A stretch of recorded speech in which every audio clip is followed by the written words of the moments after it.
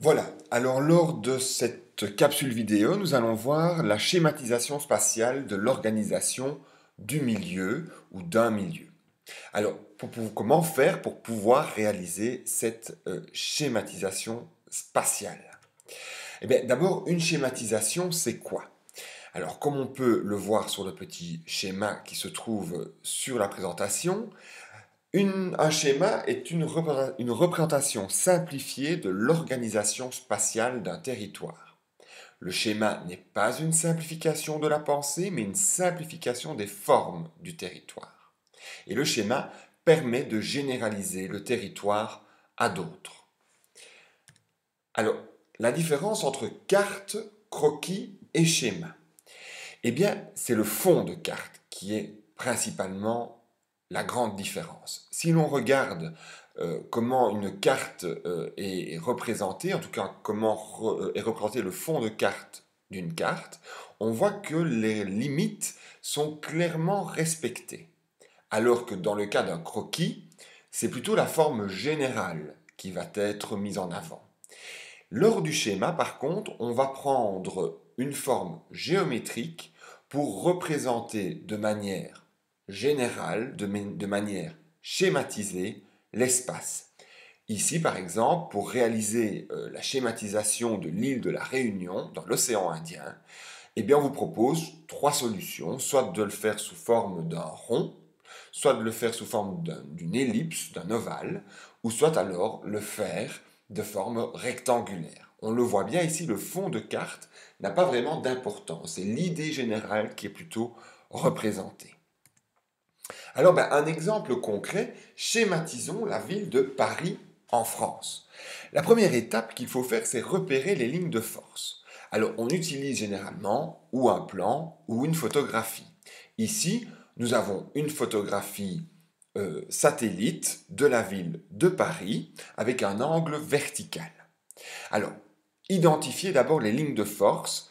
Comment fait-on? Eh bien, lorsqu'on regarde la photo, on voit bien que la ville de Paris est beaucoup plus dense au centre et que plus on s'éloigne vers la banlieue, vers la périphérie et vers les espaces ruraux qui l'entourent, plus le tissu urbain devient aéré.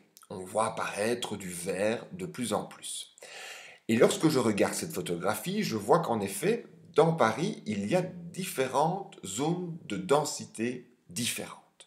Alors, je prends par exemple la zone la plus dense que j'attribue comme étant le centre de Paris, le centre-ville de la ville de Paris. Si je reviens en arrière, on voit bien en effet que cette zone-là est plus dense. Ensuite, je vais prendre la deuxième couronne ou la deuxième zone où je vois en effet que du vert apparaît progressivement, donc ça veut donc dire que le tissu commence à être plus aéré. Je vais pouvoir nommer cette zone comme la banlieue de la ville de Paris. Ensuite, je continue et je me rends compte que la couronne suivante est encore plus composée de vert. Donc ce qui veut dire que le tissu est encore plus aéré. Je vais nommer cette zone la périphérie. Enfin, je vois que la zone au-delà de la périphérie est composée essentiellement de zones vertes, ce qui veut donc dire que là, le tissu est très aéré, et lorsque l'on se trouve dans un tissu très aéré, on se trouve dans des espaces ruraux. Je vois donc différentes couronnes, la couronne principale qui est celle du centre qui correspond au centre-ville, la deuxième couronne qui est la couronne de la banlieue, la troisième couronne qui est la couronne de la périphérie, et enfin la quatrième couronne de l'espace rural. Alors maintenant, cet espace-là est schématisé, je retrouve le centre-ville, je retrouve la banlieue, je retrouve la couronne périurbaine ou la périphérie, et les espaces ruraux tout autour.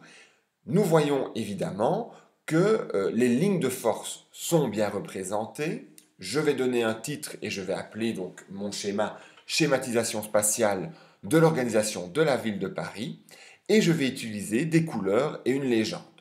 Alors j'utilise des couleurs pour représenter les différents différentes informations qu'il y a à faire apparaître sur le schéma.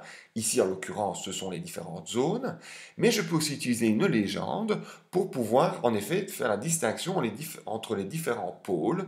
Et ici, c'est ce que l'auteur a choisi pour bien représenter le pôle urbain, qui est donc vraiment la ville de Paris, c'est-à-dire la ville-centre et sa banlieue, qui est délimitée par des pointillés rouges. Et puis la couronne périurbaine, ou la zone périurbaine, ou la périurbanisation, ou la périphérie, qui là est représentée en jaune clair avec des pointillés noirs. Si l'on parle donc de Paris dans son ensemble, on englobera toutes les couronnes jusqu'à la ligne de pointillés noirs. Et si on parle juste de la ville de Paris en tant qu'espace urbain, nous prendrons alors la zone qui va jusqu'au pointillé rose.